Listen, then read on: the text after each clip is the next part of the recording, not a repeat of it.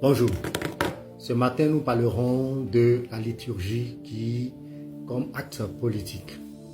Alors dans ce monde où il y a de plus en plus de contestations, il fait face à la crise des valeurs. Alors on demande souvent aussi aux chrétiens de ne pas se mêler de la chose politique, où on entend la séparation de l'Église et de l'État, ou des lieux de culte, ou du temple et de l'État. Nous allons aborder une question qui demeure quand même d'actualité, quels que soient les bouleversements que nous rencontrons dans le monde. Ce sujet, c'est tout simplement le ministère de Dieu, la liturgie et le pouvoir politique. Alors, la liturgie, c'est quoi? C'est défini du mot grec, c'est liturgia. Et à l'intérieur de ce mot, il y a deux autres mots grecs.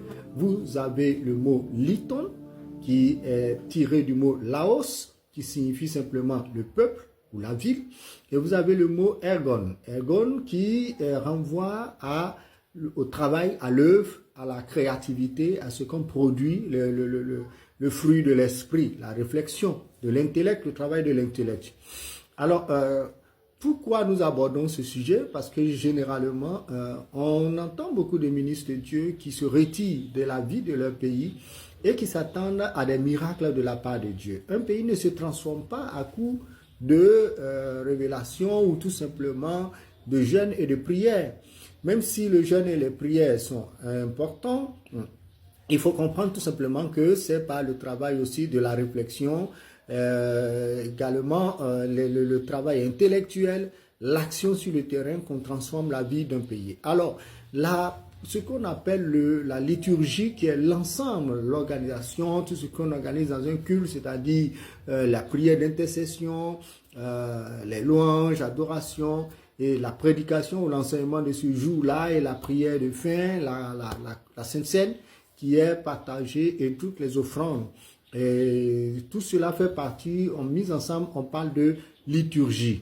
Alors, il faut tout simplement comprendre que nos États sont en plein mouvement et il faut changer la façon de voir la prédication. Si aller à l'église est tout simplement un endroit pour aller essayer d'adoucir ses souffrances, alors c'est une perte de temps.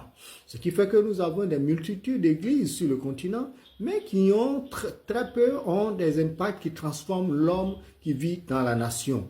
Alors, pour préserver nos pays, les hommes de Dieu ou les ministres de Dieu doivent tout simplement prendre au sérieux leur ministère et se faire former. Déjà que le mot ministère aussi, tantôt, c'est traduit par deux mots grecs, diaconia ou le mot ministre, diaconia, ou tout simplement liturgos, disons, excusez-moi. Alors, comprendre que bien préparer vos messages, les hommes qui vont construire le pays, ceux qui vont travailler à la réflexion du pays, qui vont métamorphoser le sort, transformer le niveau de vie des habitants, sont devant vous au quotidien dans vos prédications. Donc, arrêtez de voir les fidèles juste comme des gagne-pains ou tout simplement des distributeurs automatiques d'offrandes et de dîmes et de tout ce que vous voulez. Alors, comprenons tout simplement que nous avons besoin d'une transformation de nos pays. Alors, que mettez-vous à l'intérieur de vos sermons, de vos prédications? C'est là où tout devient important. Si vous n'êtes pas formé, si vous n'avez pas une bonne qualification, si vous n'avez pas une bonne éthique, il est fort probable que vous produisiez continuellement des gens qui attendent des miracles plutôt que de produire des citoyens de qualité qui vont produire le miracle économique dans votre pays ou dans votre nation.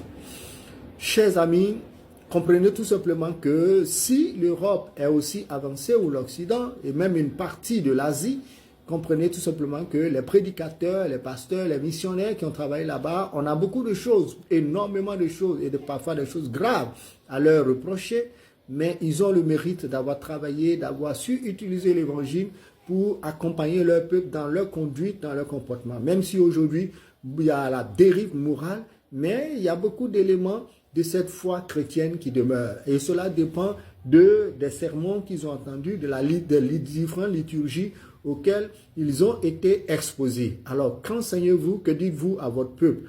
Les abrutissez-vous? Votre message abrutit-il votre peuple? Votre message rend-il votre peuple mendiant, des gens qui sont des éternels attentistes? Ou fait-il de ces personnes des véritables acteurs qui transforment votre pays? Que Dieu vous bénisse. À bientôt. Nous verrons la suite la prochaine fois.